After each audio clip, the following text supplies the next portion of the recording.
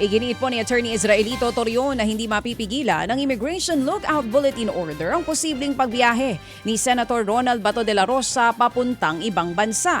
Ayon kay Attorney Torion, hindi ito katumbas ng whole departure order at nagsisilbi lamang itong abiso sa mga otoridad para mai-report sa Department of Justice sakaling mamataan sa paliparan ng senador.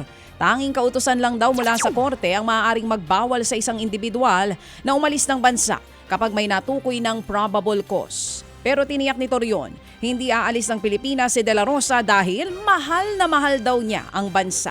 Noong Huwebes ng madaling araw nang umalis sa Senado si Senator Bato, matapos nga ang putukan at hanggang sa ngayon ay hindi na po mahagilap ang senador.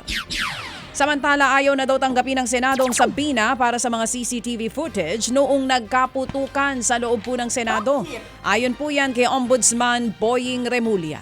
Sa kabila nito, tinuturing daw nilang natanggap na rin ng Senado ang notice. Gustong hingi ng Ombudsman ang mga kopya ng CCTV para sa ginagawa nilang investigasyon para matukoy ang tunay na nangyari noong gabi ng Lunes at kung paano nga ba nakalabas ng Senado si Senator Bato de la Rosa.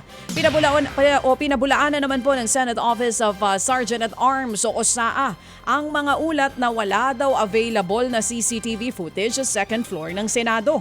Ang giit niya, gumagana ang lahat ng mga CCTV sa palapag sa mga oras na iyon.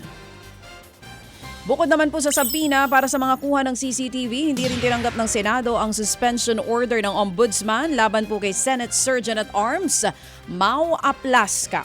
Ayon kay Ombudsman Boying Remulla, gusto daw ni Senate President Alan Peter Cayetano na kasama sa pagpataw ng parusa ang mga NBI agents. Pwede ba yun? Sa kabila nito, ituturing na raw ng Ombudsman na natanggap na nito ang suspension order lalo't na abisuhan na sila ukol dito. 6 na buwang preventive suspension ang ipinataw ng Ombudsman kay Aplasca.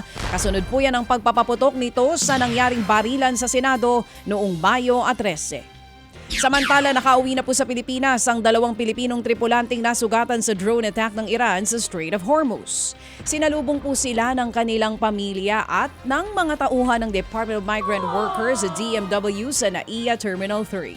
Nanatiling nakakonfine naman ang 5 pang Pilipinong tripulante sa isang ospital naman po yan sa Oman. Tiniyak po ng DMW ang patuloy na tulong ng pamahalaan sa mga pamilya ng mga tripulante. Kasagsagan po ng giyera sa Middle East nang atakihin ng Iran ang container ship na CMA CGM San Antonio nang dumaan ito sa Strait of Hormuz.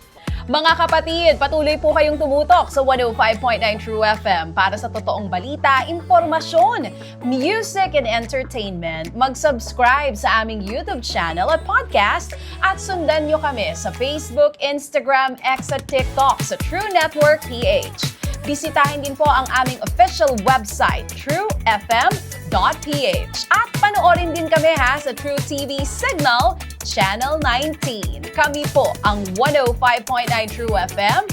Laging true sa'yo, kapatid.